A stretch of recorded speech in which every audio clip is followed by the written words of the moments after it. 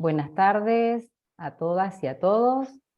Bienvenidos y bienvenidas a este conversatorio, Retos Actuales de la Justicia Constitucional, que es organizado por la Universidad de Castilla-La Mancha y por la Universidad de San Isidro. Y esta actividad viene a poner en funcionamiento el convenio de cooperación, de colaboración internacional que celebramos ambas instituciones. Yo me presento, mi nombre es María Laura Ochoa, soy la vicerrectora académica de la Universidad de San Isidro, y les quiero contar que, que en el año 2022 se firma entre ambas universidades, y para facilitar esto que les decía, ¿no? La cooperación interuniversitaria, tanto en el campo de la enseñanza y de la investigación, como también en programas de grado y de posgrado, un convenio de colaboración e internacionalización que busca fomentar las relaciones institucionales para lograr estos niveles de internacionalización entre instituciones universitarias que hagan posible la cooperación y el interés común. Me acompaña aquí Susana Ceseña Prieto, que es profesora titular del área de tecnología de los alimentos, que imparte asignaturas relacionadas con la microbiología en la Facultad de Ciencias Ambientales y Bioquímica, y actualmente es directora académica de internacionalización, es responsable de las relaciones con América Latina, y por eso nos está acompañando en esta sesión de hoy. ¿Cómo estás, Susana? Muy bien, muchas gracias, Laura. Muy contenta de estar aquí con vosotros. Buenas tardes desde España, imagino que allí buenos días. Y nada, como ha dicho Laura, pues estamos aquí hoy para presentar el convenio que se firmó hace poquito, y yo os quería presentar nuestra universidad.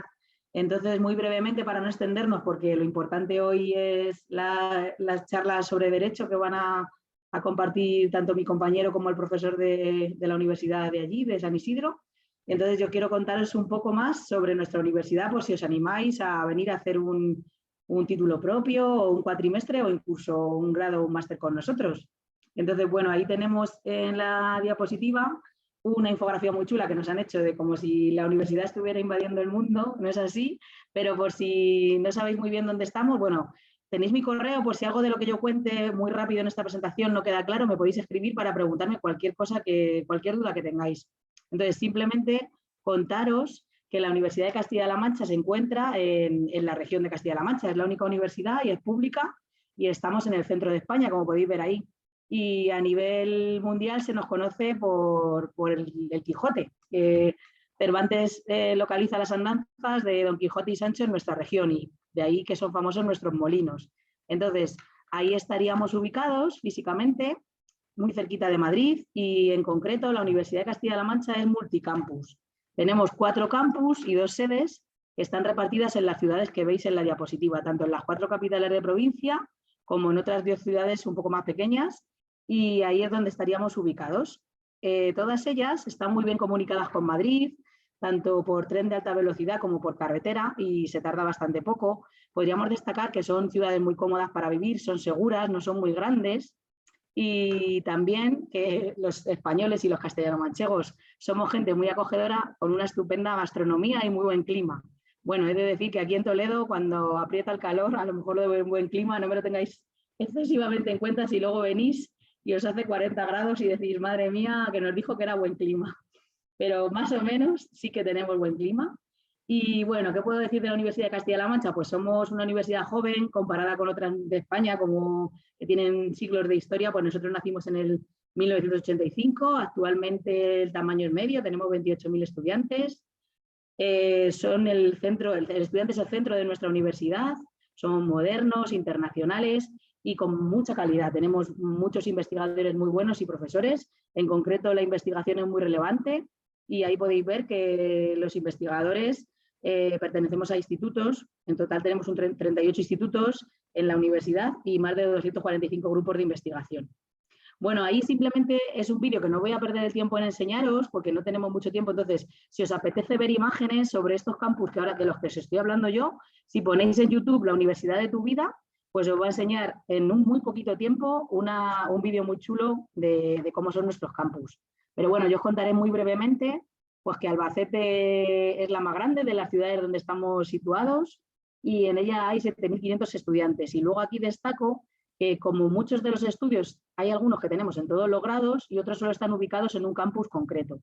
Entonces, si os fijáis, pues, por ejemplo, las que están en azul son carreras que solo se pueden estudiar en Albacete, como por ejemplo psicología o farmacia o biotecnología. En las que están en rojo, por ejemplo como derecho, la tendríamos en todos los campus.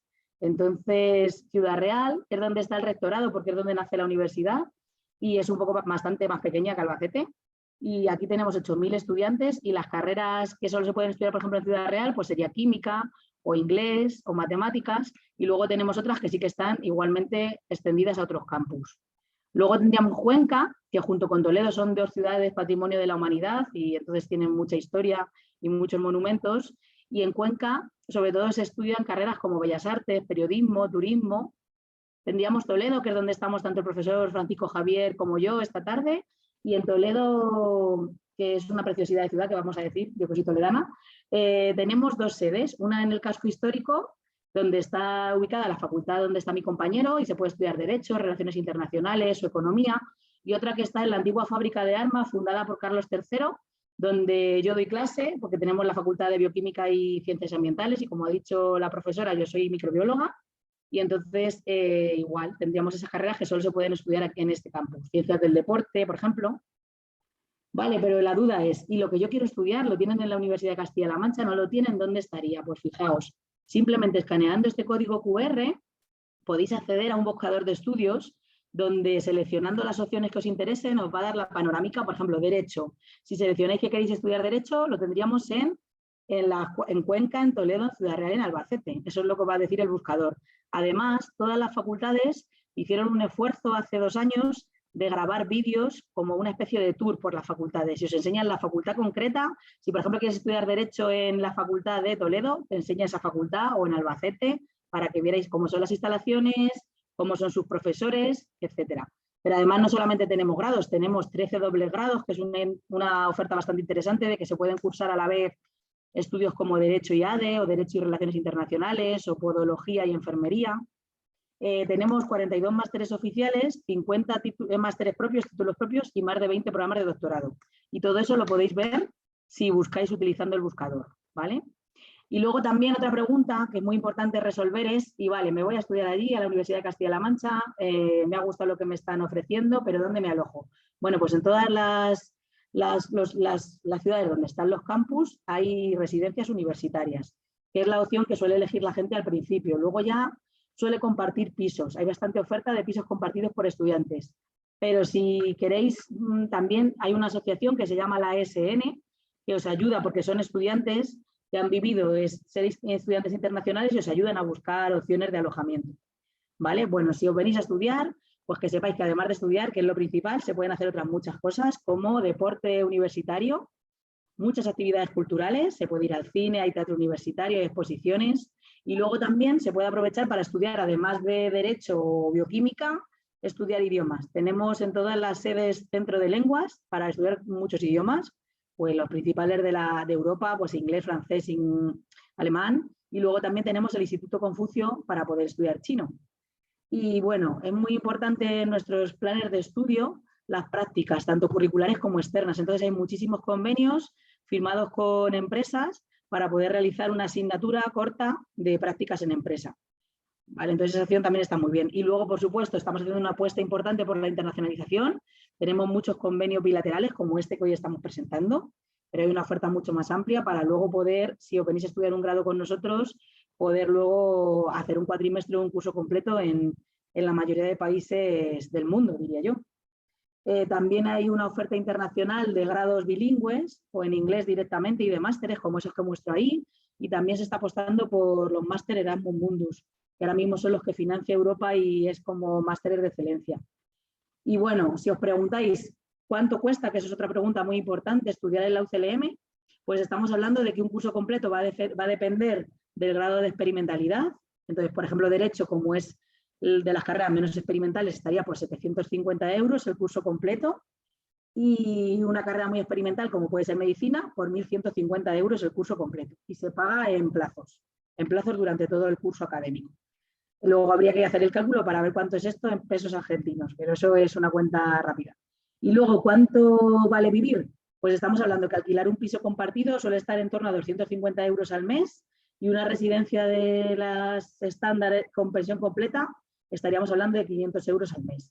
y que sí, necesitáis visado, que es otra pregunta que hay que solucionar antes de venir. Entonces, una vez que hicierais todos los trámites, si vais a venir un cuatrimestre o vais a venir un curso, seréis estudiantes de intercambio, visitantes, depende, pues con esos papeles de aceptados por la Universidad de Castilla-La Mancha tendríais que tramitar el visado en vuestro país. He ido muy rápido porque me lo habían pedido, creo que me he ceñido al tiempo y ahora simplemente deciros que si cualquier cosa no os he respondido o os han surgido nuevas dudas, pues por favor escanear el código QR y nos contactáis.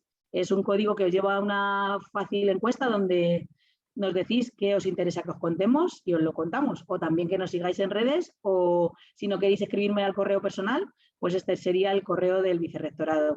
Y un placer haber estado aquí esta tarde presentando la Universidad de Castilla-La Mancha. Muchas gracias por la oportunidad. Gracias, Susana, por ceñirte al tiempo que nos habían pedido, pero además por la explicación. La verdad que ya da ganas de irse para allá, ¿no? De irse a estudiar a España.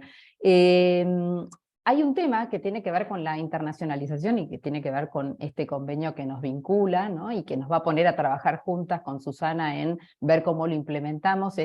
Tiene que ver con que la internacionalización muchas veces está solamente ceñida, digamos, o atada a la movilidad estudiantil, que es, digamos, lo óptimo, ¿no? Pero a veces hay presupuestos que no dan para una movilidad. Entonces, nuestro desafío, Susana, va a ser lograr la internacionalización del currículum, ¿no? La internacionalización a través de incorporar, ¿no es cierto?, rasgos o elementos de la interculturales, ¿no? O de la misma internacionalización dentro del currículum, dentro de lo que serían los planes de estudio o dentro de lo que serían los formatos de evaluación o de las prácticas incluso. Así que en este mundo súper interconectado, en donde esta globalidad nos invita, ¿no es cierto?, a trabajar mucho en la formación de nuestros futuros graduados con esas competencias, con esas habilidades como ciudadanos del mundo, ciudadanos globales, pensar la movilidad, pero no solamente ceñida, digamos, la internacionalización, no solamente ceñida a programas de movilidad, que son como los más interesantes, sino también pensar en estas otras posibilidades de internacionalización que incluya, digamos, la internacionalización inclusiva, ¿no? Esta Pues me internacionalización alegra un montón que... que me lo comentes, Laura, porque nosotros estamos ahora, desde el vicerrectorado, queremos potenciar lo que llamamos acciones de internacionalización en casa, que es justo lo que comentas, de cómo conseguir internacionalizarnos un poco todos, porque todo el mundo no se puede al final ir un cuatrimestre o un curso a esa otra universidad donde le apetecería. Entonces, lo que estamos intentando potenciar es que los profesores se animen a llevar a cabo COIL, es decir, que integren en sus asignaturas actividades de colaboración online con esos otros compañeros que den asignaturas similares o no complementarias y entonces llevar a cabo trabajos colaborativos donde equipos de estudiantes de la UCLM se integren junto con estudiantes de cualquier otra universidad y desarrollen un ensayo, una comparación, lo que sea, una unidad cortita, un módulo corto, llevando a cabo esa actividad. Y la verdad es que cada vez se está sumando más gente, sería una forma de empezar sencilla porque no implica presupuesto, que es lo que siempre también a veces pone más trabas a otro tipo de acciones más complejas. Y entonces tenemos una oferta ahora mismo en la página web, que os invito a visitar o luego te la puedo mandar a ti directamente, donde están los profesores que ya están interesados en desarrollar COI. Entonces simplemente la podríais circular allí entre los profesores de vuestra universidad y esto es contactar colega a colega de ¿te apetece que el año que viene en tu asignatura de tal montemos algo juntos? Y de hecho es que toda la gente que está iniciando está muy contenta y yo creo que es algo que tiene mucho recorrido. Totalmente, totalmente. Yo te escuchaba y por supuesto que la internacionalización vinculada con la movilidad es muy sabrosa, digamos, ¿no? Pero a veces está alejada del presupuesto, entonces que la internacionalización inclusiva nos permite igual avanzar con todos los presupuestos, totalmente. Yo si quieren les voy a compartir ahora, a ver dónde lo tengo, les voy a compartir una presentación muy breve de la Universidad de San Isidro. La Universidad de San Isidro es una universidad... si tú dices, Susana, que es joven, la nuestra es súper joven. Espera que, no sé, ¿ustedes están viendo la presentación ya? Sí. Esperen que no, voy a hacerlo de vuelta porque acá está, para que puedan ver el video. Ahí está, ahí está. Nuestra universidad es una universidad del año 2012, así que imagínate, somos súper jóvenes, tenemos en nuestro haber, a partir del año 2023, 6 carreras se están dictando, 2 facultades tienen esas 6 carreras, la Facultad de Ciencias Humanas y Sociales, que tiene la carrera de Ciencias de la Educación, Comunicación Social, Trabajo Social, y la Tecnicatura en Periodismo Deportivo, y la Facultad de Ciencias Jurídicas y de la Administración, que tiene las carreras de Administración, de Marketing y de Abogacía. Después tenemos bajo la dirección de cursos y diplomaturas una serie de programas que tocan con todas esas disciplinas, así que bueno, también, ¿no? En el www.universidadesanisidro.edu.ar van a encontrar esta, digamos, ¿no? Nuestra oferta académica, y bueno, ahí les muestro un poquito.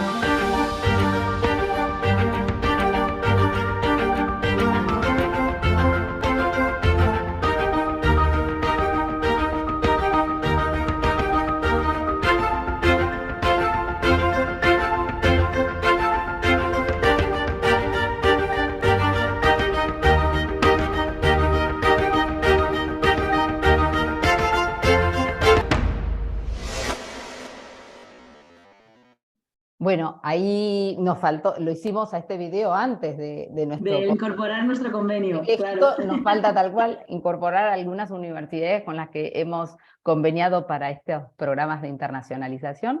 Pero bueno, en principio, digamos, para que se sitúen, está la universidad a unos 22 kilómetros del centro de la Ciudad Autónoma de Buenos Aires.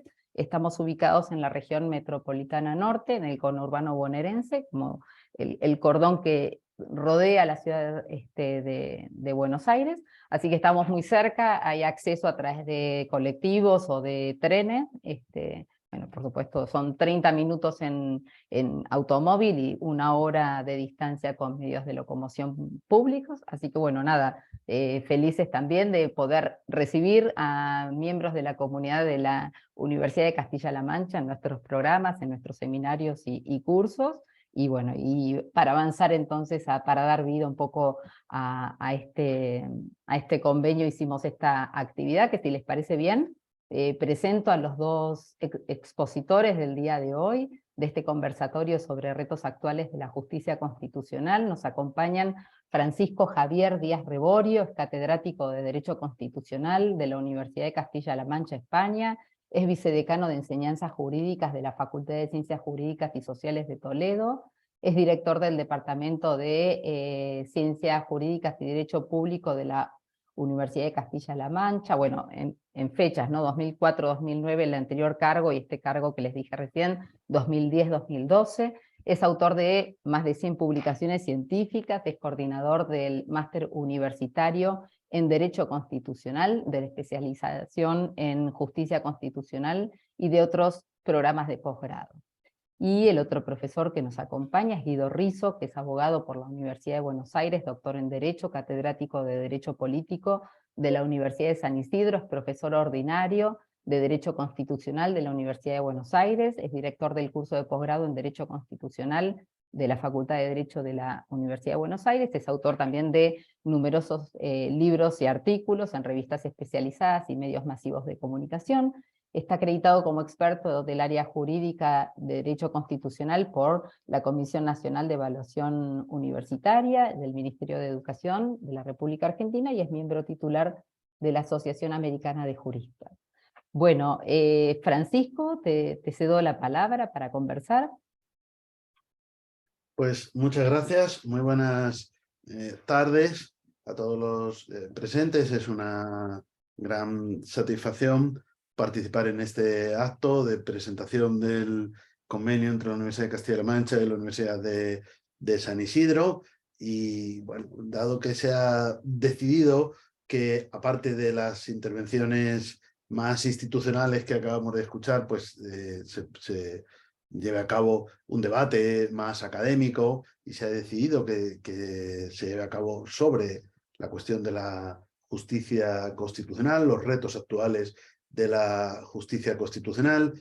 Bueno, pues con mucho gusto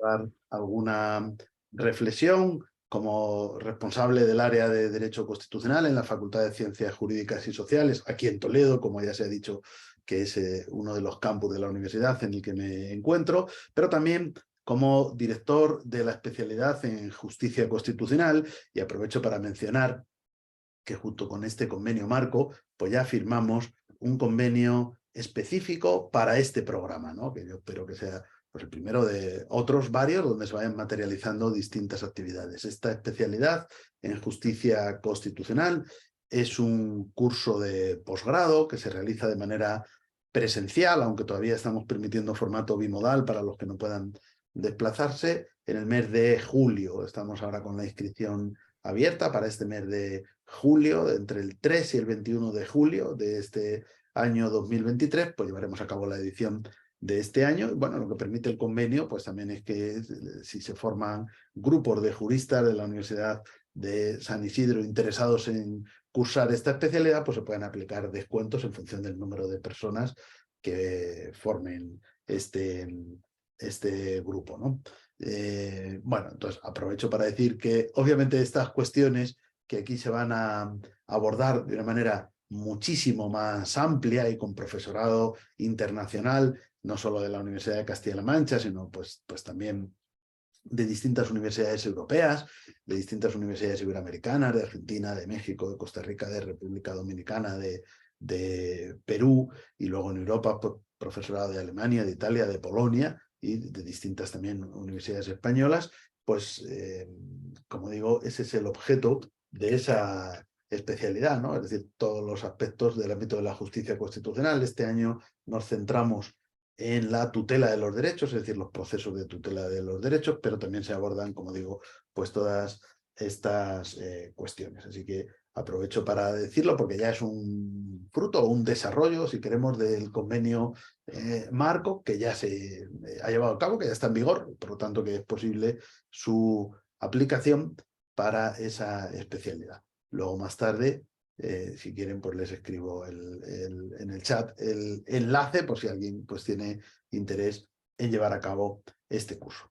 Pero bueno, dicho esto, como lo que tratamos es de hacer intervenciones breves, y además estoy muy interesado en escuchar después la intervención de Guido Riso, bueno, pues yo tengo que sintetizar mucho, tanto que he pensado en esta exposición y obviamente me parece inabarcable el título que le hemos dado para el tiempo que nos hemos dado. Esto no es un problema grave porque sucede muchas veces y antes al contrario, pues a veces tiene el problema de que debemos hacer un esfuerzo de síntesis, cosa que yo haré, pero bueno, pues tiene la ventaja de que podemos resumir y quizás centrarnos en la esencia. Una esencia que yo, con esta perspectiva de este curso y bueno, de años de investigación dedicados a la justicia constitucional, que es uno de los temas en los que más he centrado mis estudios, mis investigaciones, otros programas, otros cursos, publicaciones y otras actividades, pero esto me da, o por lo menos yo intento, ¿no? Voy a intentar hacer una serie de reflexiones generales, es decir, no específicas de la problemática española, ni siquiera europea, sino con una visión más amplia, si queremos con una visión comparada, a sabiendas de que esto solo en parte es posible. Es decir, nosotros tenemos una formación determinada, un contexto, una cultura jurídica, donde tenemos elementos comunes, pero también tenemos elementos específicos. Entonces, naturalmente, bueno, pues además nos condiciona nuestra realidad inmediata. Y en el caso español, pues es absolutamente inevitable hacer referencias a la realidad del Tribunal Constitucional Español y a la problemática de este momento. Pero dicho esto, yo empleo aquí la expresión justicia constitucional en su sentido más amplio, que no equivale a tribunal constitucional ni a jurisdicción constitucional, que sería un concepto más estricto, es decir, la existencia de un órgano específico encargado de manera a veces exclusiva y a veces compartida, pero en fin, de manera específica de la garantía de la supremacía constitucional, como son los tribunales constitucionales o como son las salas constitucionales. No lo empleo en este sentido, lo empleo en un sentido mucho más amplio, que es la garantía jurisdiccional de la Constitución. Y la garantía jurisdiccional de la Constitución, allí donde no existe esa jurisdicción constitucional, como por ejemplo en Argentina, o en México, o en Brasil, o en los Estados Unidos de América, sin embargo, existe justicia constitucional en este sentido. Existe justicia constitucional que recae en los tribunales ordinarios y, bueno, pues sobre todo en la Suprema Corte de Justicia, que es la cúspide del sistema judicial y, por lo tanto, la cúspide del sistema de garantías jurisdiccionales de la Constitución. Solamente en el ámbito del Reino Unido, y aún con matices, pues encontraríamos que no tenemos este concepto de justicia constitucional, ¿no? A partir de ahí, en el resto de los países donde se parte de la concepción de la Constitución como norma suprema, la justicia constitucional es imprescindible para la garantía de la supremacía constitucional. Sin justicia constitucional no hay Constitución como norma suprema. Y a partir de ahí, pues ya podemos hablar de modelos, de sistemas, de diferencias, tradicionalmente de control difuso, control concentrado. Esta clasificación hoy está bastante superada porque, entre otras cosas, vengo sosteniendo que no es posible un modelo difuso puro, ni es posible un modelo concentrado puro. No existe un modelo concentrado puro ni en Austria, ni un modelo difuso puro en Estados Unidos, porque hay elementos de centralización en los llamados sistemas difusos y elementos, por supuesto, de difusión, y cada vez más en los sistemas concentrados. Pero bueno, hoy no quiero hablar de modelos y sistemas, aunque si luego hay margen a preguntas o debate, pues si alguien quiere podemos extendernos un poco en esto, sino más bien de reflexiones sobre los problemas, sobre lo que dice el título, los retos de la justicia constitucional, que serán aplicables en mayor o menor medida, o según las coyunturas y las circunstancias y los diseños de cada sistema, pero que yo creo que son aplicables en cierto modo, ¿no? Pues con carácter o con alcance general. Aunque probablemente pues, el contraste luego con la exposición de Guido nos haga ver que a lo mejor lo que yo estoy diciendo en mi trasfondo está más la realidad española o europea, y a lo mejor resulta que en Argentina no es tanto, o sí. Pero yo creo que sí, ¿eh? Yo creo que sí, o que por lo menos en cierta medida. Aunque lo que voy a decir no es todo, es decir, todo lo que voy a decir creo que son retos de la justicia constitucional, pero no voy a abordar todos los retos de la justicia constitucional, sino básicamente había pensado ser tan sintético como para hablar solo de dos, pero luego he pensado en tres, porque hay uno intermedio, pero hay dos importantes, y son dos retos contrarios, es decir, a veces son los extremos, es decir, los riesgos extremos que corre la justicia constitucional hoy. Y luego hay uno tercero que puede tener relación con los otros en mayor o menor medida, aunque yo lo abordaré entre medias de los dos. Los extremos son, uno, la politización y otro, el activismo. Es decir, una justicia constitucional politizada o una justicia constitucional activista, a veces tengo que decir hiperactivista, bueno, activista, porque cuando digo activismo hay mucha gente que piensa que es bueno el activismo, pero yo pienso que no. Y ahora trataré de demostrar por qué. Pero bueno, si quieren decir hiperactivismo, esos son los dos grandes extremos. Debo reconocer que si me pusieran entre la espada y la pared para decirme de esos dos males cuál es el menor, me quedaría con el activismo como mal menor. Pero eso no quiere decir que el activismo no sea un mal grave de la justicia constitucional, sino que, claro, más grave es una justicia constitucional politizada. La justicia constitucional politizada no sirve para nada. Al contrario, puede servir como elemento de pseudo legitimación del poder político, mientras que una justicia constitucional activista, pues bueno, puede ser un contrapeso, aunque desmesurado, aunque, como digo, no con esto trato de disminuir la importancia o la gravedad del activismo como problema. Pero creo que estos son los dos extremos. Entre medias, como digo, abordaré otro reto y sé que me dejo muchos. Y el otro es, y a veces está relacionado con la politización, como vamos a ver, la ralentización, la posible ralentización que puede llegar a la paralización, ¿no? Es un problema a veces de los tiempos, que como veremos en España, en Alemania también, en algunos lugares, pero en España, sobre todo, es de los más graves, ¿no? Es de los más graves y por lo tanto no puedo dejarlo. Bueno, la politización. por qué se produce la politización y qué se podría hacer. Naturalmente, creo que voy a ser capaz de salir dignamente del embrollo de explicar la politización y en cambio no haré nada revolucionario ni maravilloso para decir qué hay que hacer para luchar contra la politización, sino apenas pinceladas o apenas ideas de por dónde creo que habría que caminar. Creo que la politización es un riesgo presente en todos los sistemas de justicia constitucional. Hay que decir que, de acuerdo con el diseño kelseniano, el origen parlamentario de la elección de los magistrados constitucionales es esencial, ¿no? Tiene su lógica, dado que bueno, pues lo que corresponde a la justicia constitucional es esencialmente valorar la constitucionalidad de la ley y, por lo tanto, la legitimación o la legitimidad, mejor dicho, de la actuación de la justicia constitucional, pues en parte su legitimidad democrática, dado que no es elegida por el pueblo, pues está en el sometimiento a la Constitución, por supuesto, pero también en ese origen parlamentario, o en un sentido más amplio, como vamos a ver, político, de los magistrados. Pero claro, ni esto es la única forma posible de elegirlos, ni esto es necesariamente politización, ¿no? Sino que esto, cuando las cosas funcionan razonablemente bien, pues esto, como digo, es casi consustancial, no a la justicia constitucional, pero sí a los sistemas de jurisdicción constitucional inspirados en este diseño kelseniano, y tiene esa lógica, ¿no? de procurar cierta legitimación o legitimidad en la actuación de la justicia constitucional, y luego viene acompañado de la posibilidad de poner en manos de la minoría parlamentaria el control de constitucionalidad de las leyes. Tiene su lógica, porque la democracia, esto ya, en fin, no me puedo extender, pero evidentemente a Kelsen ya le criticaron que esto podría atentar contra la separación de poderes y podría ser un problema, y él contestaba, no, lejos de ser un problema, lo que hace es reforzar la separación de poderes, porque la justicia constitucional,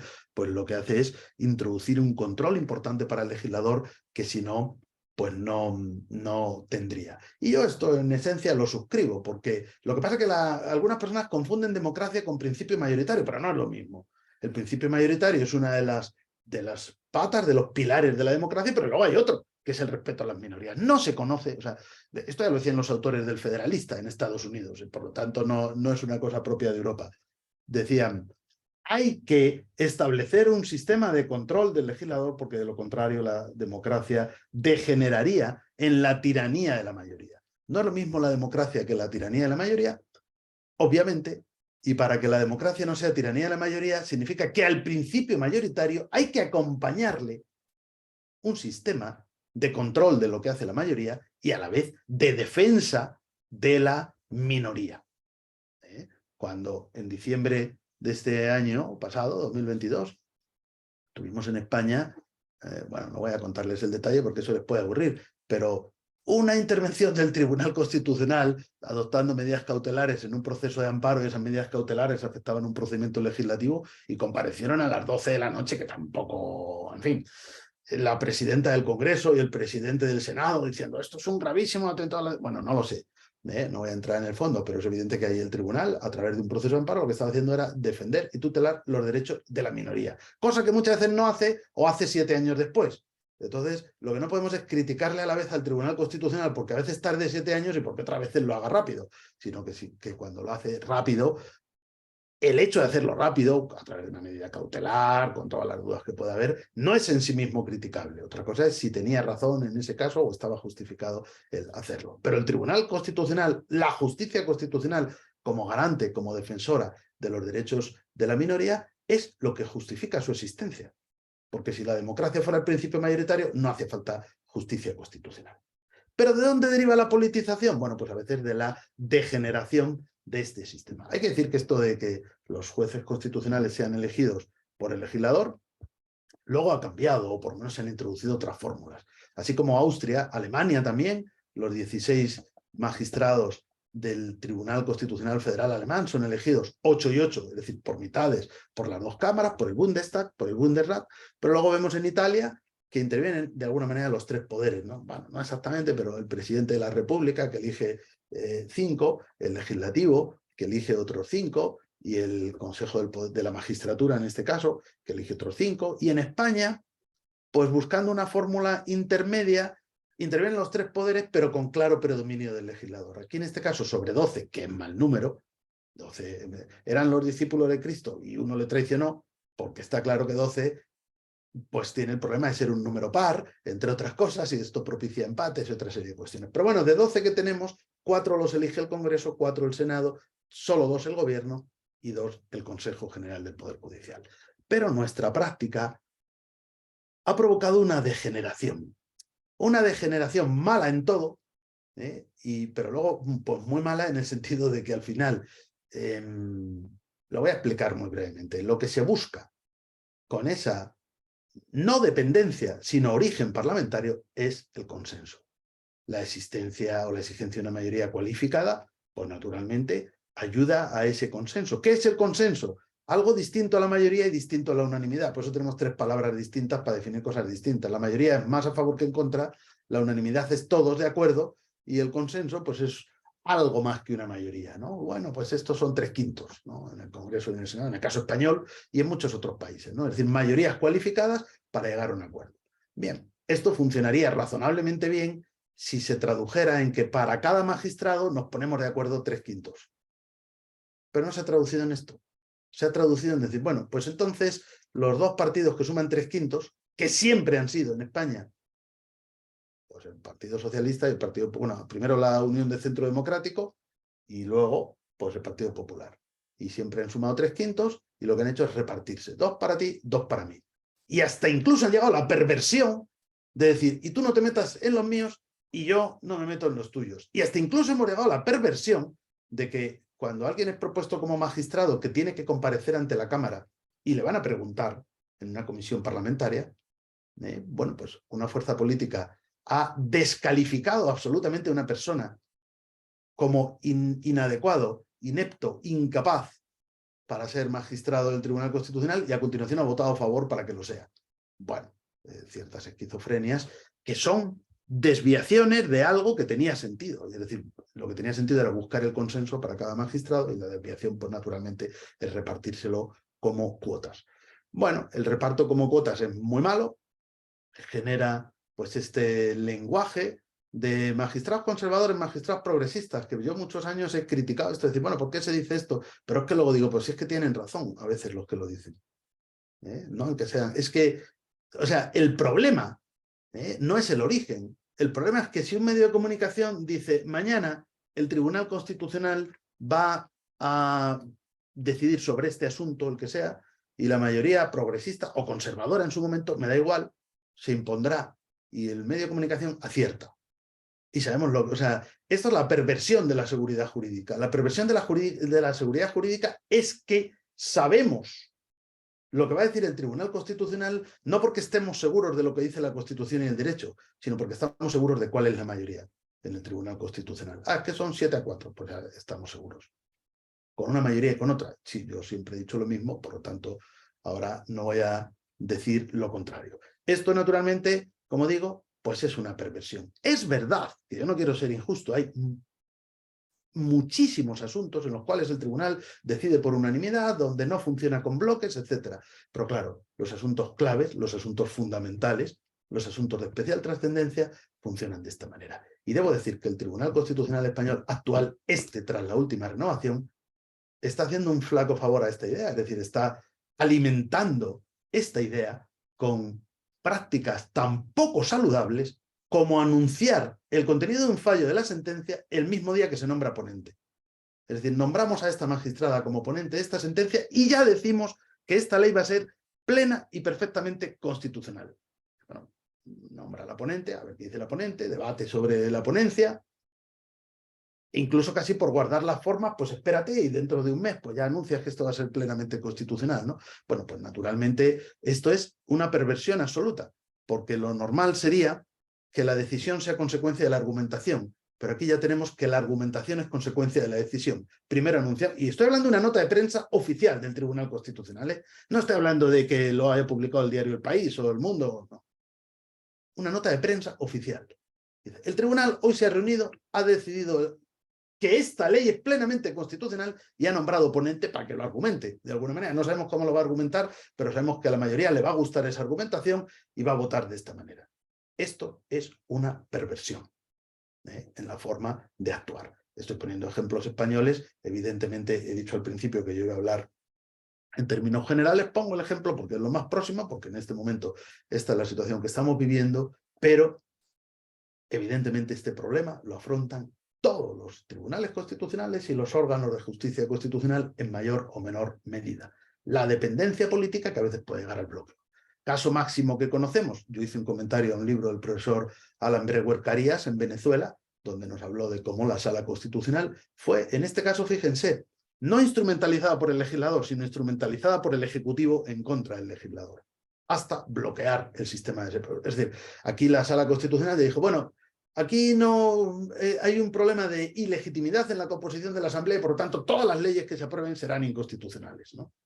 Esto está narrado perfectamente por Alan Brewer Carías. Bueno, no, creo que no hace falta mucho esfuerzo para decir que Venezuela hace mucho tiempo que es un país demasiado alejado de lo que es una democracia. Pero no nos debería preocupar solo esto, o Nicaragua, sino cómo, en otra medida, esto lo estamos viendo en Europa y en Iberoamérica, en todos los países, en unos más y en otros menos. En Europa, bueno, ahora hace poco en el Congreso de Constitucionalistas de España, que se celebró en Cáceres, tuvimos a una profesora de Polonia que nos ha contado la deriva del Tribunal Constitucional de Polonia. Claro, que queda inerme, absolutamente instrumentalizado por el poder político. Pasó en Perú en la etapa de Fujimori, ha pasado en tantos lugares. Pero repito, no nos quedemos solo con Polonia o Hungría en Europa, o no nos quedemos solo con Venezuela, con Nicaragua, si veamos cómo en muchos otros países, aunque el nivel de gravedad se compare, yo no lo estoy haciendo,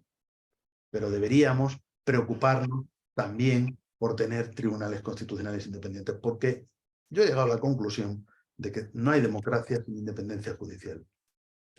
Esto, durante algunos años, esta idea de que el Estado de Derecho era una idea burguesa, incluso de que, bueno, pues tampoco hay que dar tanta importancia a la separación de poderes, porque en realidad si el poder recae en el pueblo soberano, el pueblo no se puede dividir, y por tanto, no.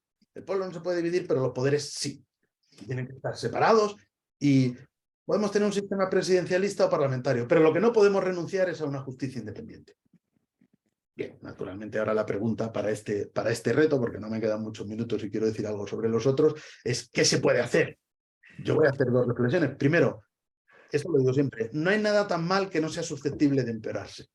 Entonces, ya hemos vivido como en Ecuador, Ecuador que lo conozco más, Bolivia no está muy lejos, para decir, no, pues no vamos a hacer esto porque esto es una politización enorme, vamos a establecer otro sistema, va a ser un concurso, se presentan los juristas que quieran y se hace un concurso, una especie de oposición, se bareman los méritos y de ahí se eligen.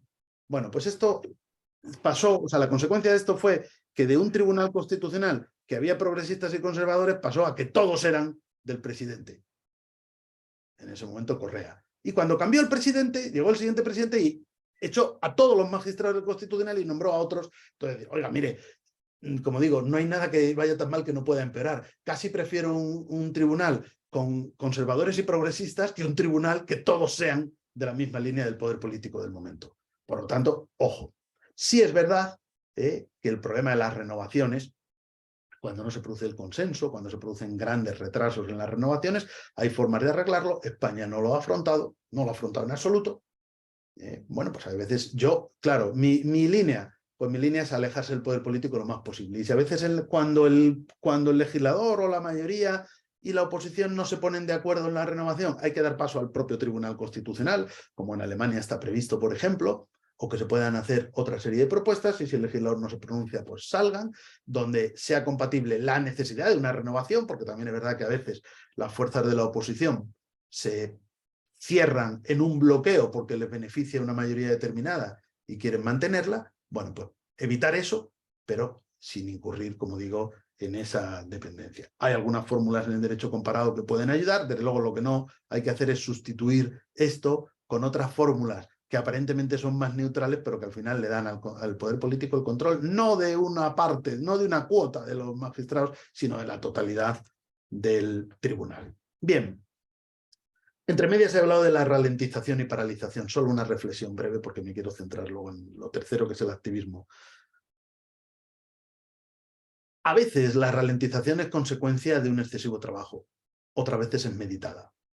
El retraso, o sea, claro, esto, bueno, lo voy a escribir, pero sé que tiene una fundamentación científica difícil, pero hay una cierta constatación de que en ciertos casos, vuelvo al ejemplo español, aborto, por ejemplo, matrimonio entre personas del mismo sexo en su día, el retraso es consciente para facilitar la decisión. En el caso del matrimonio entre personas del mismo sexo, yo creo que mi compañero Miguel Beltrán, con independencia, digo como otro español que está presente, con independencia de lo que él opine o yo opine, no es muy difícil, digamos, dejar de constatar que en 2005, cuando se aprobó la ley, esto era enormemente polémico, y en 2012, cuando se pronunció el Tribunal Constitucional, 7 años después que esperó para pronunciarse, era enormemente pacífico.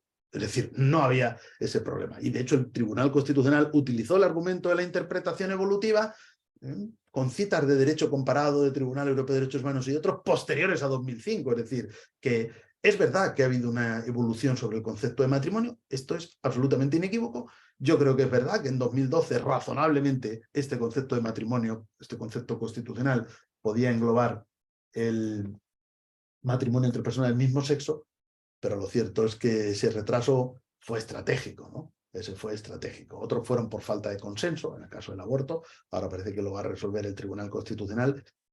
Agárrense a la silla, porque no estoy mintiendo. Desde 2010, y estamos en 2023, 13 años para resolver la impugnación de una ley. Esto me parece impresentable desde todo punto de vista.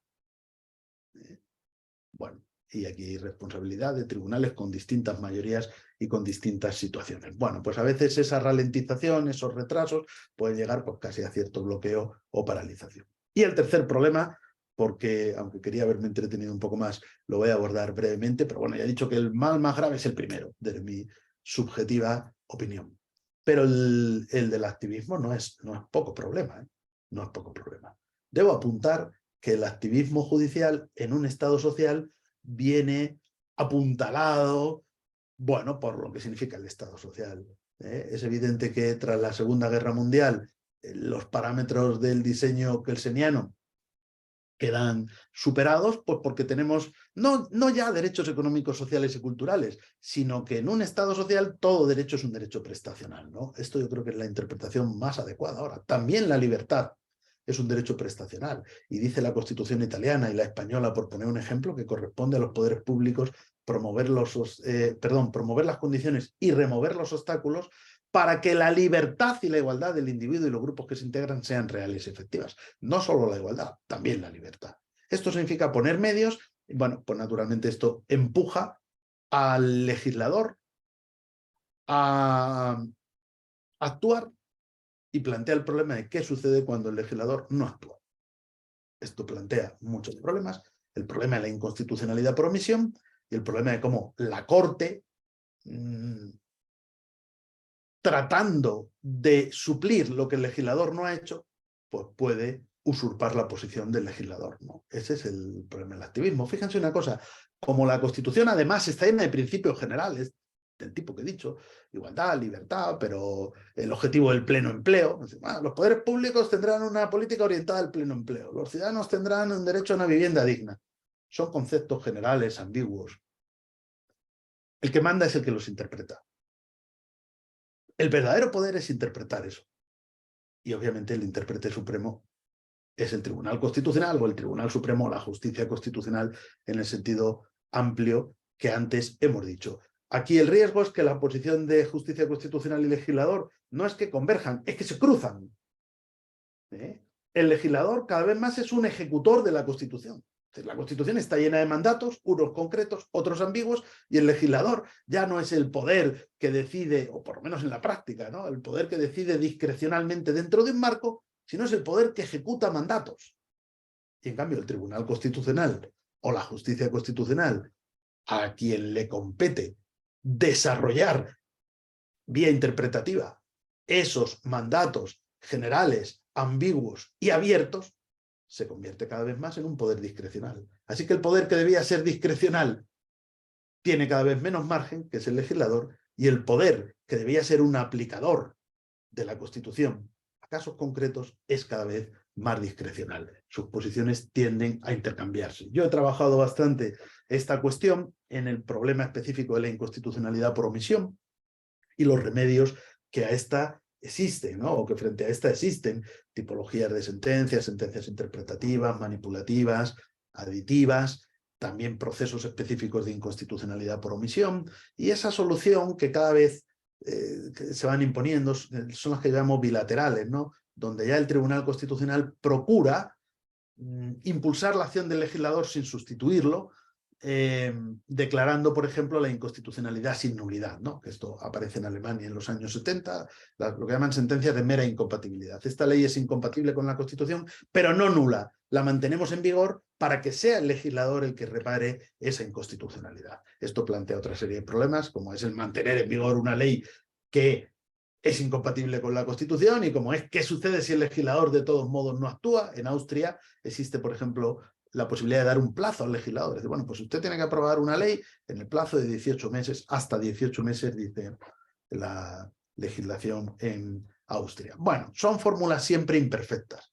En un paso más nos encontramos esto que la Corte colombiana con gran entusiasmo ha cogido, que es lo que llaman sentencias estructurales, que dicen, bueno, aquí lo que tenemos es un estado de cosas inconstitucional y yo voy a dirigir la reparación de esta desigualdad, de esta discriminación, de este estado de cosas inconstitucional, supervisando. Entonces aquí ya no es solo una solución bilateral, sino un poco de ida y vuelta. Es decir, la Corte se remite al legislador, pero se reserva el derecho a volver a intervenir.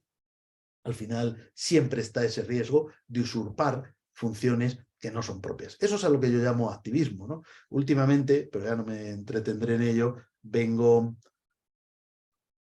como llevo muchos años trabajando en la cuestión de los llamados nuevos derechos, es decir, de la creación judicial de derechos fundamentales, pero luego veo que, claro, a veces esta creación, o sea, el gran problema de esto es el de la legitimidad. ¿Cuándo una creación judicial de un nuevo derecho es legítima o no? Pues vengo intentando establecer determinados parámetros en los que no me puedo extender aquí, pero que creo que pueden servir de guía, ¿no? Por la necesidad de un fundamento constitucional, la capacidad argumentativa del tribunal, un principio de deferencia. No es lo mismo crear el derecho del matrimonio igualitario, por poner un ejemplo que ya hemos mencionado, o de la eutanasia, o de la interrupción del embarazo, cuando es el legislador el que lo ha hecho y la Corte lo valida, el Tribunal Constitucional lo valida, no es lo mismo eso que enfrente del legislador, ¿no? Entonces ese principio de deferencia también me parece importante. Y luego, pues también, en su caso, una idea polémica, pero que yo vengo dando vueltas a ella,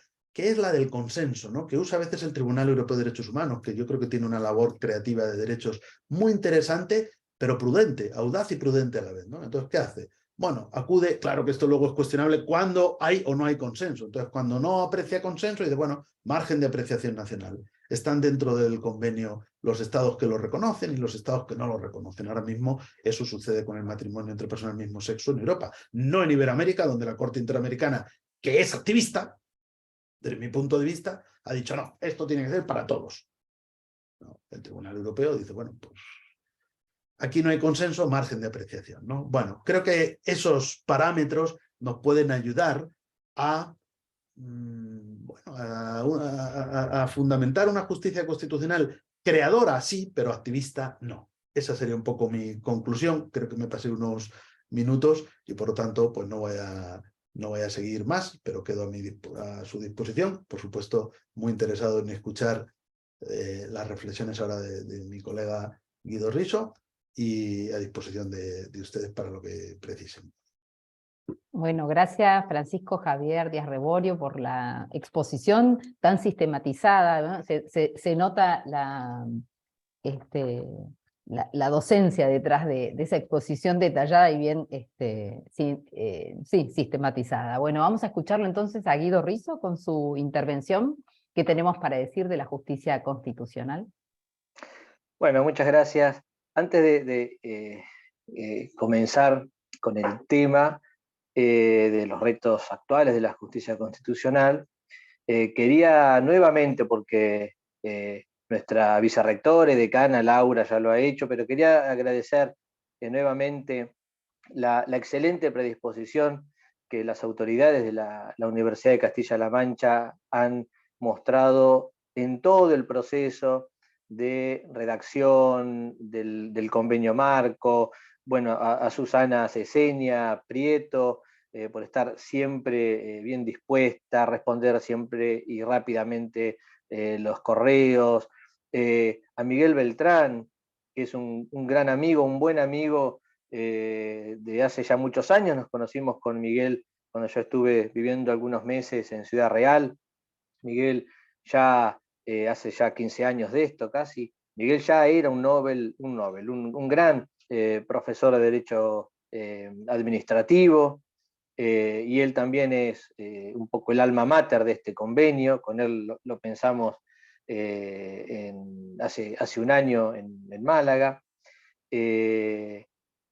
A las autoridades de la Universidad de San Isidro también, Laura, que siempre está bien predispuesta, que tiene un entusiasmo fenomenal para poder concretar los proyectos, también a nuestro rector Enrique del Percio, que acompañó en todo momento esta idea de celebrar el convenio, con mucho entusiasmo. Así que y a Javier también, Díaz Reborio, que se incorporó un poco después, ayudando con su experiencia en celebrar convenios por los distintos cursos que él imparte en toda Iberoamérica, y que los recomiendo especialmente a todos ellos.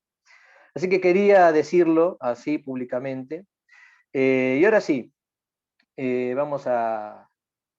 Dijo muchísimas cosas que fui apuntando mi colega. Algunas me sacaron un poco del plan que tenía armado, porque me resultaron más interesantes de lo que yo había pensado para conversar hoy. Entonces iré reacomodando algunas ideas así un poco en voz alta. Lo primero que quiero dejar claro es que asegurar la supremacía constitucional no es lo mismo, no es sinónimo de garantizar la justicia constitucional. Son dos cuestiones distintas. Pueden resultar parecidas, pero no lo son. Intentaré explicar por qué. Intentaré explicar también un efecto altamente negativo que tiene nuestro modelo de control de constitucionalidad o aseguramiento de la supremacía constitucional, un efecto muy corrosivo en el derecho positivo, en el derecho vigente, un efecto muy corrosivo, muy negativo en el propio sistema legal, y además, en términos sociológicos, un efecto altamente destructivo en cuanto a la percepción ciudadana de la justicia constitucional, de los valores constitucionales. Lo haré rápidamente, muy rápidamente.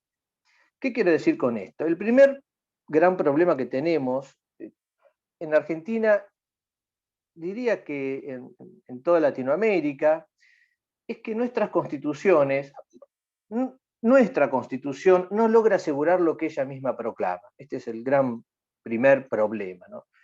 La Constitución no logra, no consigue asegurar lo que ella misma le ofrece a la ciudadanía, lo que ella misma proclama. Esto ya genera un gran desconcierto en la población, en la ciudadanía en general. Y esto entonces afecta a la justicia constitucional, en el sentido amplio del término. De modo que necesitamos pensar instrumentos, mecanismos para que esta afectación a la justicia constitucional no sea todo lo grave que podría ser, porque somos conscientes de las debilidades de nuestros textos constitucionales. Y somos conscientes, quiero decir, nosotros, los juristas, los operadores del derecho, pero es consciente la ciudadanía. y aquí hay un gran efecto disruptivo. Para poder asegurar, de algún modo, la justicia constitucional, la idea de justicia constitucional, la percepción social de justicia constitucional, nosotros desarrollamos un método de aseguramiento de la supremacía de la Constitución, que dije al principio no es exactamente lo mismo, pero es lo que desarrollamos, un método para asegurar la supremacía de la Constitución. Un método que no se nos ocurre a nosotros, ¿no? Ahora explicaré brevemente. Me refiero al control de constitucionalidad difuso, ¿no? Y en concreto, un método que nosotros, en nuestros textos constitucionales, lo toman del célebre fallo de Marbury versus Madison, ¿no? Del año 1803. Ahora, estamos entonces en este método que hemos pensado, que hemos desarrollado, que consiste en lo siguiente. El control de constitucionalidad difuso es un control judicial, es decir, lo llevan adelante los jueces de todas las instancias. Aquí hay una equiparación del ejercicio de la magistratura. La declaración de inconstitucionalidad la puede hacer un juez de primera instancia, un juez de segunda instancia, un juez de un tribunal superior, de una Corte Suprema. Es decir, aquí el sistema apuesta a la idoneidad de los jueces por igual, porque todos ellos tienen la posibilidad y la capacidad y la competencia para poder dictar, yo diría, una de las decisiones o sentencias más extremas que puede dictar un magistrado, que es declarar la inconstitucionalidad de una norma, de una ley, de una decisión. De modo que todos los jueces, desde el juez más importante de la Corte Suprema a el juez del último juzgado en el rincón más alejado del país, puede declarar la inconstitucionalidad de una ley para asegurar la supremacía de la Constitución. Ahora, esta declaración de inconstitucionalidad está asegurando la supremacía de la Constitución y en consecuencia está aportando al fortalecimiento de la justicia constitucional como sistema, como percepción social, como discurso de legitimidad del resto de las instituciones, porque convengamos, el hecho de que la propia Constitución Nacional no puede asegurar lo que ella misma proclama, genera enormes déficits de legitimidad, no solo en los planos legales, sino en el orden del funcionamiento de las instituciones de la democracia. Entonces, esta declaración de inconstitucionalidad que un juez realiza sobre una norma aporta, robustece la noción y el sistema de justicia constitucional. Desde mi posición, que es una posición tal vez no muy compartida, lo aclaro rápidamente, yo sostengo que no solo no robustece la idea de justicia constitucional, sino que por el contrario debilita la noción, la idea, la percepción social de justicia constitucional y al mismo tiempo intoxica el derecho positivo, termina degradando al derecho positivo y al sistema legal en general. ¿Por qué? Porque esta decisión o esta sentencia que ha declarado inconstitucional una ley solo tiene efectos interpartes, es decir, el alcance de esta decisión judicial tiene efectos entre aquellas personas que han participado del expediente judicial, de la causa, del caso, de la controversia judicial en la cual se ha desarrollado el debate y finalmente se declaró la inconstitucionalidad de la ley.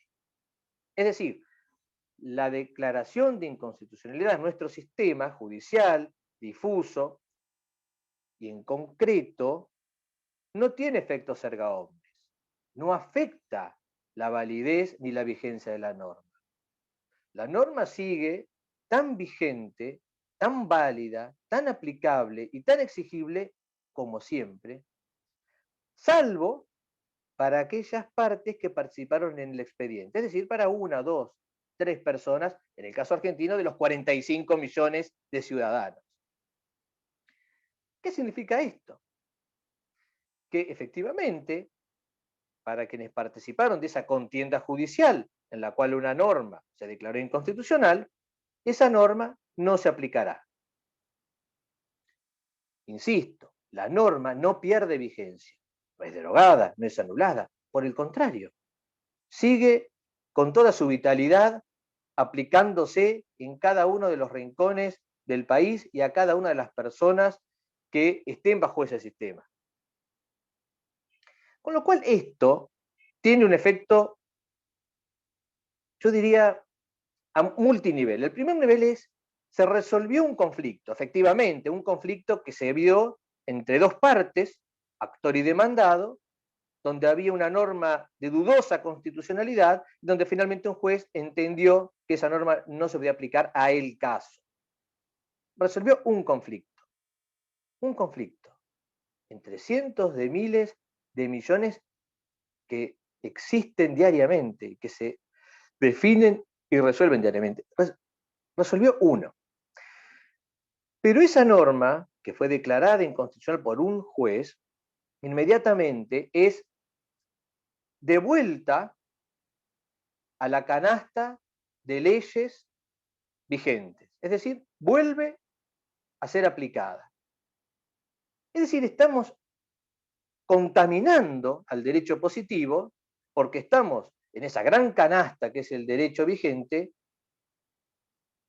poniendo una ley que sabemos, porque así lo ha dicho un juez, es inconstitucional, degrada el texto de la Constitución, afecta a la justicia constitucional, contraría, lesiona, viola a la Constitución Nacional. Sin embargo, es devuelta a la góndola de leyes vigentes y exigibles. Con lo cual allí ya hay un gran problema en cuanto al sistema legal. Está el otro problema que dije al principio, que es la percepción ciudadana. Esto desconcierta a la ciudadanía, desconcierta a las personas que no son estudiosas del derecho y no tienen por qué serlo, y que no comprenden y no encuentran una explicación razonable y lógica, al menos suficiente, que los tranquilice a la hora de explicarles por qué una ley que es palmaria y groseramente inconstitucional, a él se le va a aplicar y al resto se le va a aplicar, porque no ha perdido vigencia. Yo suelo decirle a mis estudiantes en la facultad, cuando doy clases en el grado y tengo estudiantes jóvenes, de 20, 21, 21 años, les suelo dar el ejemplo del verdulero, el frutero, digamos, ¿no?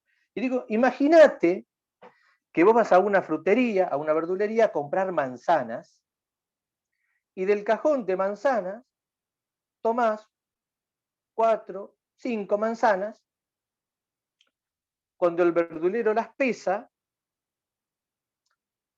advertís que una de esas manzanas está podrida, está en mal estado, que no es consumible. Entonces, con buen criterio le decís al verdulero, mire, esta manzana no la voy a llevar, está en mal estado, me va a hacer mal y está podrida, se ve, se observa claramente que está podrida la manzana. El verdulero dice, muy bien, vamos a analizar esta situación, toma la manzana, la observa, la estudia y efectivamente llega a la conclusión y resuelve que está la manzana podrida, de modo que a usted yo no le voy a dar esta manzana. Pero el verdulero, en lugar de tirar la manzana al tacho de la basura, lo que hace es devolver la manzana al cajón con el resto de las manzanas, para que eventualmente venga un próximo consumidor más apurado, más distraído, con alguna dificultad visual o lo que sea, y se lleve esa manzana, que el verdulero depositó nuevamente a sabiendas que estaba en mal estado. Esto es una metáfora, un ejemplo que yo le doy a los estudiantes jóvenes de cómo funciona el control de constitucionalidad difuso, en concreto, con efectos interpartes, y cómo esto finalmente va convirtiendo un cajón de manzanas en un cajón de manzanas podridas, porque uno sabe que las declaraciones de inconstitucionalidad de distintas normas, artículos, incisos, reglamentaciones, resoluciones, son muchísimas, muchísimas declaraciones de inconstitucionalidad diariamente, semanalmente, muchísimas, que son devueltas al cajón de manzanas. Y en algún momento vamos a tener en ese cajón más manzanas podridas que manzanas sanas. Esto es un efecto directo del control de constitucionalidad difuso, en concreto, que nosotros aplicamos en la Argentina.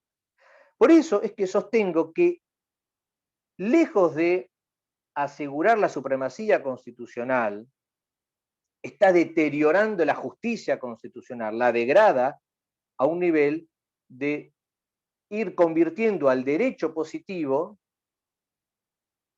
cada vez más en un conjunto de normas inconstitucionales.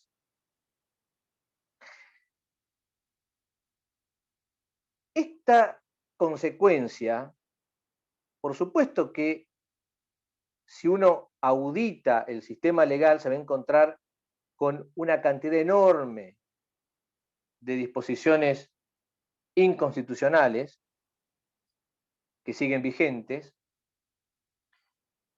pero la consecuencia que a mí más me alarma es cómo esto va destruyendo gradualmente y sostenidamente la cultura constitucional de los pueblos. Porque finalmente la ciudadanía observa este sistema, este mecanismo, y de algún modo está comprendiendo que, bueno, entonces no es tan grave tener leyes inconstitucionales vigentes. El mundo sigue girando, mi vida sigue transcurriendo, sigo yendo al trabajo, a la universidad, y tengo un montón de leyes que me rigen, que se me aplican, que están allí en el derecho positivo, que han sido declaradas inconstitucionales. Entonces, ¿qué es esto de tan importante es en la Constitución? ¿Hasta qué punto algo inconstitucional me entorpece mi plan de vida? ¿Hasta qué punto la constitucionalidad o la inconstitucionalidad, permítame la expresión, de las cosas finalmente me afecta? Esto avanza por sobre las instituciones de la democracia, y hoy por hoy nosotros observamos, desde hace mucho tiempo que venimos trabajando con otros colegas aquí en la Argentina, un gran deterioro de los sistemas constitucionales y de las democracias constitucionales, una fenomenal crisis, ¿no?, de representatividad, una crisis de legitimidad que encuentra varios puntos de apoyo, pero este es un gran punto de apoyo que está buscando una cosa, es decir, pretendo asegurar la supremacía de la Constitución y en consecuencia garantizar la justicia constitucional, y consigo lo contrario, que es terminar con un derecho cada vez más inconstitucional, oficialmente inconstitucional, porque hablo, insisto, hablo de un derecho conformado de disposiciones declaradas inconstitucionales mediante sentencia judicial, y una ciudadanía desconcertada ante esto, y al mismo tiempo bajando los niveles de apego al modelo constitucional, en tanto, por lo que dije antes, la vida, el día a día de las personas, transcurra del mismo modo. No hay alteración, no hay ninguna afectación. Y esto, en lugar de llevarlo hacia un mayor apego por los valores constitucionales, lleva a las ciudadanías a una mayor distancia por las cuestiones constitucionales y observa a la cuestión constitucional como una cuestión de discusión académica, de discusión, si se quiere, permítame el término, de cierta élite intelectual que produce artículos, libros, conferencias, pero que no afectan finalmente mi vida. A tal punto no le afecta que mi vida se rige por un derecho que, si por lo menos en los derechos vigentes con el control de constitucionalidad nuestro, si uno lo audita, nos podemos sorprender / espantar de la cantidad de derecho inconstitucional vigente que nosotros tenemos, sin que nuestra vida se vea alterada directamente por él. Entonces, creo que ya debo ir, a las 3 tendríamos que terminar, ¿no? Entonces, para ir redondeando la idea, ¿no? Por supuesto que esto yo lo vengo profundizando, es mi último libro, que es Estudios sobre Democracia y Derechos. Trabajo esto, lo trabajamos también en un libro que escribí con otro colega sobre la democratización del Poder Judicial, en fin. Hace mucho tiempo que venimos trabajando sobre estas cuestiones. Son, como bien decía Francisco Javier, son cuestiones que ameritan más que una conversación, una tesis doctoral, si quieren, ¿no?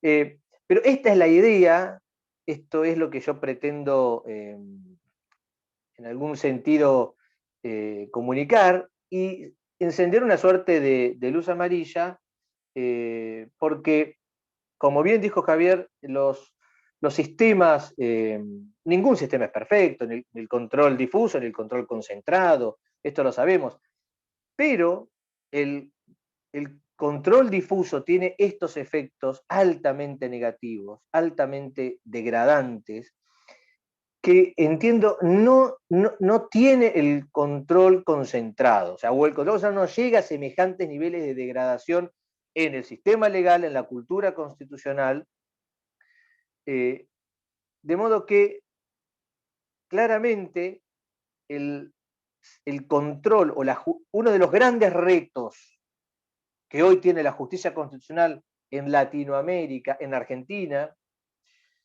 es resolver la forma en que aseguramos la justicia constitucional mediante un sistema razonable y racional de control de constitucionalidad. ¿Qué es lo que no tenemos? Un sistema razonable y racional de control de constitucionalidad. Bien, yo terminaría aquí, dejaría estos minutitos que quedan para alguna reflexión de Javier, de Miguel, también que está aquí compartiendo con nosotros, o preguntas en general. Muchas gracias.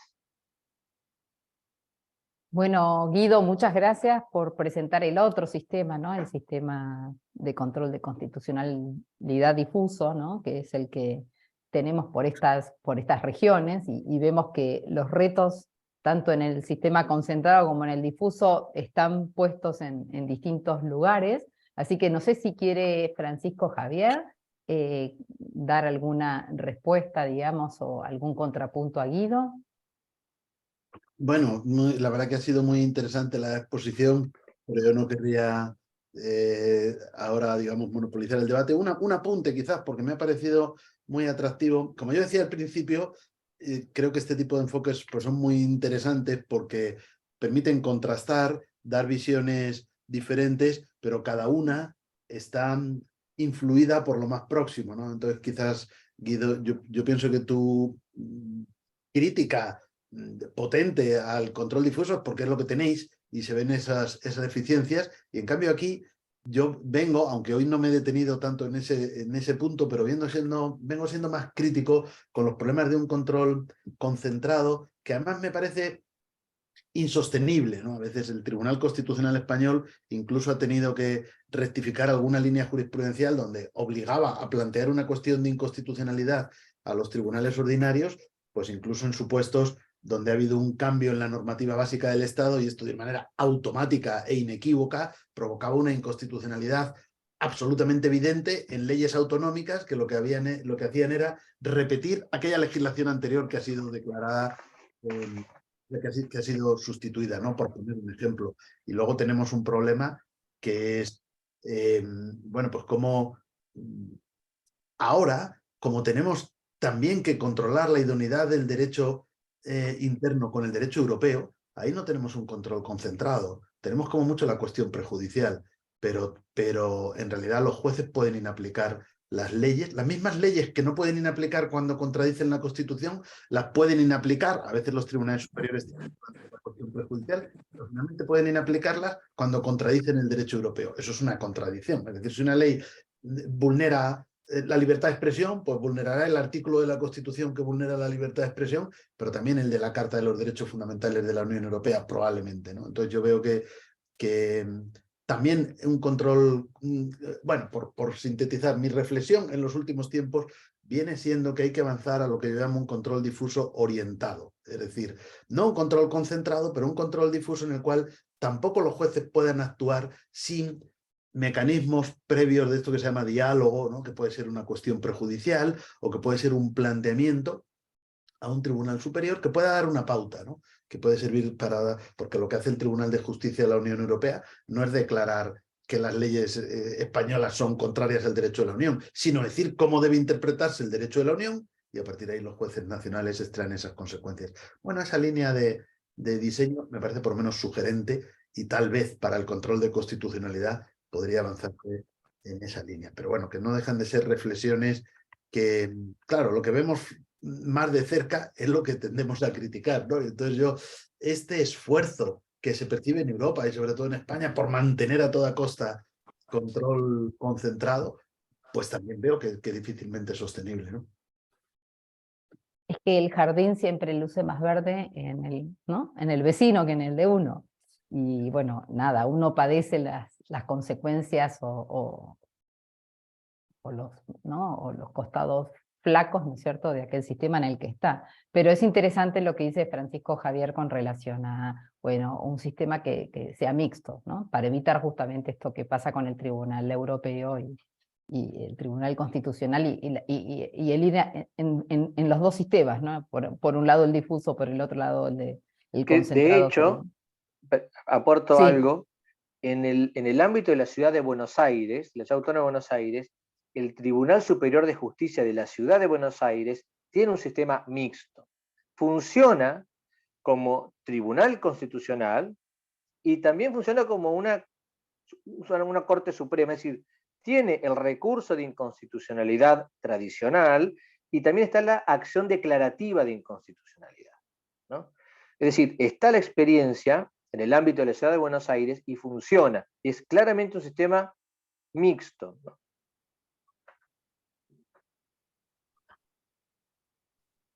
Buenísimo, buenísimo. Gracias por el aporte, Guido. Bueno, yo leo acá en el chat que están agradeciendo las dos conferencias magistrales que, bueno, abren la posibilidad de motorizar esta internacionalización, ¿no es cierto?, y este vínculo entre ambas universidades, la Universidad de Castilla-La Mancha y la Universidad de San Isidro. Así que si están de acuerdo, agradezco a todos los presentes. No sé si vos, Miguel, ¿querés participar y dar alguna reflexión antes de cerrar esta sesión? Pues ya estamos en tiempo. No, yo solamente agradeceros a todos el interés y que he aprendido mucho de las visiones críticas de Javier y de Guido. Muchas gracias de nuevo. Bueno, entonces cerramos esta sesión agradeciendo a todos los asistentes y a aquellos que nos van a ver en forma diferida, porque esto queda grabado, vamos a compartirlo con las dos universidades, así de alguna manera compartimos con nuestras comunidades académicas este vínculo y bueno, y damos cabida a nuevos proyectos. Gracias Francisco Javier, gracias Guido, gracias Miguel, gracias Susana también por la participación, y bueno, hasta pronto. Muchas Bien, gracias. hasta pronto. Hasta pronto. Muchas gracias a todos. Muchas gracias. Adiós.